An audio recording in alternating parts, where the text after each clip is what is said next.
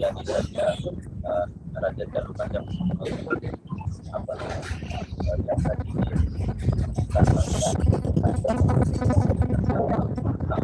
कुठलाही पक्ष असू द्या, कोणत्याही पक्षानं छत्रपती शिवरायांच्याकडे राजकारण करू नये. आम्ही आज भेट देण्यासाठी, दर्शन घेण्यासाठी कणकवलीमध्ये आलो.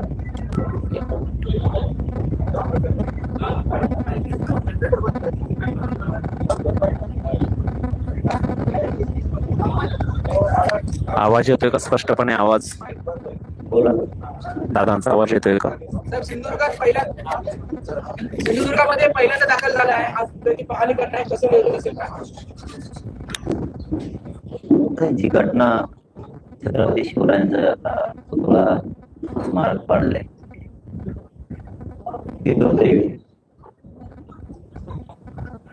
आमच्या कुठे बोलल्या, पण ह्या राजकारणी लोकांना याच्यामध्ये राजकारण चालवलं दोघांनी पण.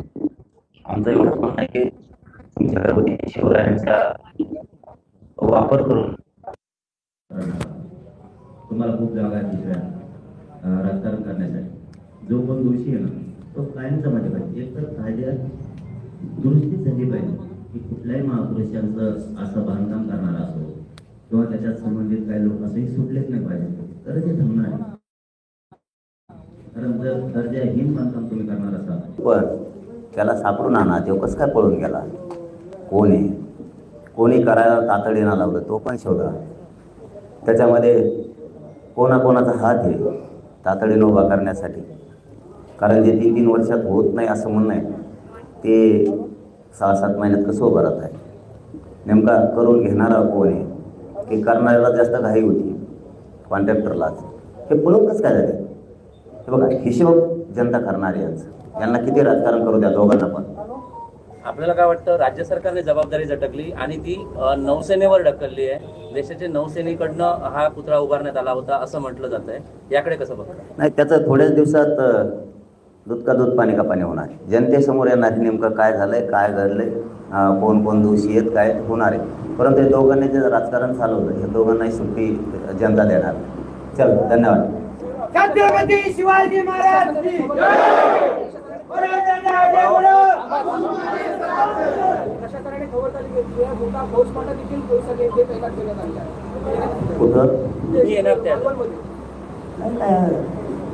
थांबले असते त्याचं काय, मी काय राजकारण थोडंच. आणि माझ्याकडे तसं नसतं, मग मी सांगून येत असतो.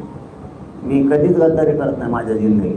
मला काय म्हणजे काय तुमच्या प्रश्नाचं उत्तर जर तसं असेल की मी काय करणार आपण असं कधी गद्दारी करत नाही. आपण सांगून करत असतो. पुढचा किती जागीरदार असू द्या, मी आणि माझा समाज या राज्यातली जनता, या देशातली जनता दुखावली. मी एक मावळा आहे. माझं कर्तव्य तिथं जाणं, पाणी बघणं, भेट देणं आणि दर्शन घेणे माझं काम आहे. ते मी करतो आणि ते केलं पाहिजे. ते पोलीस पण दोन देऊन का होतं की हे नीट नाही, ते दोन्ही हे महाविकास आघाडी महायुती हे बी घडलेले सगळे दोन्हीच. त्यांना कशाचं राजकारण कळत नाही. ते पोलिसावर बी ढकलायला बसले काही दिवसांना, आता न्यूवर ढकलेल तसं. पण जनता त्याचा हिशोब करणार आहे. यांनी जर असंच केलं तर धन्यवाद. आला पालघर मध्ये वाढवण शेतकरी असेल, मच्छीमार असेल, त्यांनी विरोध केलाय. पंतप्रधान मोदी तर त्याचं उद्घाटन करून दिलं, तर स्थानिकांचा विरोध आहे. शेवटी मच्छीमारांच्या रोजीरोटीचा विषय. तुम्ही त्यांच्या जीवनावर गदा नाही आणू शकत. एकतर सरकारनं कुठं रोजगार उपलब्ध करून ठेवलेले नाहीत, एकतर सरकारने सगळ्याच्याच हालाकष्ट चालवले. त्याच्यात जर तिथं हजारानं मच्छीमारांचं जीवन जगत असले, ते जर उद्ध्वस्त होणार असले तर ते बांधव नाही करून देणार ना. मी पण त्याबद्दलची माहिती घेणार आहे. शेवटी महाराष्ट्रातला समाज जर मच्छीमार बांधावर अन्याय होणार असला तर महाराष्ट्रातला सगळा समाज त्याच्या पाठीशी ताकदीने उभा राहिला आहे. चलो, धन्यवाद. एक